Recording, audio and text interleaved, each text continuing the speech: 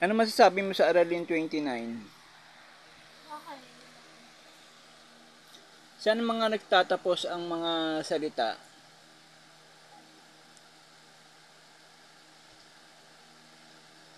Gaya ng lakad,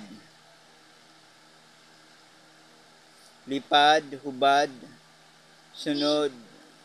Oo nga, nagtatapos sila doon. Pero may tinatawag tayong ad, od, id. Vowels, gaya ng A, followed by D, ad. And then the next is O, followed by consonant D. The first one is vowel, followed by consonant D. And the vowel O followed by consonant D.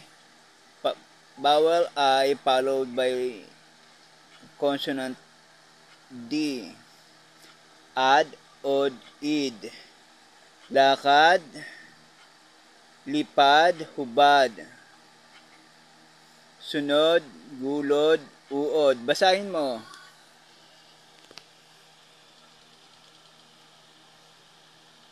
Basahin mo to. Lakad. Lipad. Hubad. Sunod. Sunod. Buwad. Uod. Lubid. Silid. Bukid. O, spell mo yung bukid. B-U-K-I-N. D.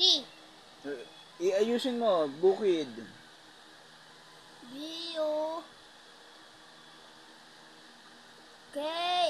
B-U-K-I-D. Bukid. Ano nga papansin mo doon sa ulihan? D. Oo nga, may D na may kasunod. Ano siya, meron siya sinusundan na letter na vowels. Anong vowels yon? Letter? I. I, bukid. Pagsasanay, basahin at unawain. Si Pedro ay lakad ng lakad. Ano ginagawa ni Pedro? Si Pedro ay lakad ng lakad. Ano ginagawa niya?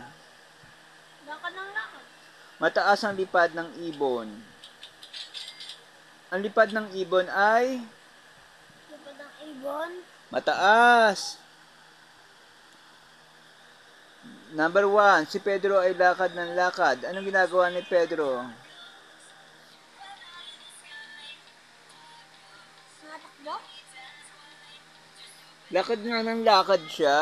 Ayan o, si Pedro ay lakad ng lakad. Basahin mo. Number 1, si Pedro. Naglakad. Mali, si Pedro ay. Ayan o, A saka Y, ay. Si Pedro ay lakad ng lakad. Anong ginagawa ni Pedro?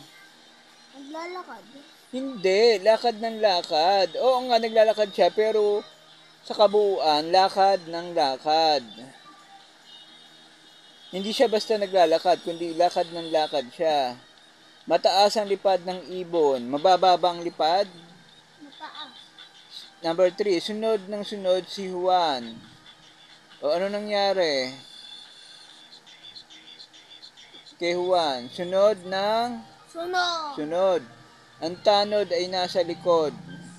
Nasaan ang tanod? Nasa likod. Number 5, akin na ang lubid at pawid. Nasa kanya na yung lubid.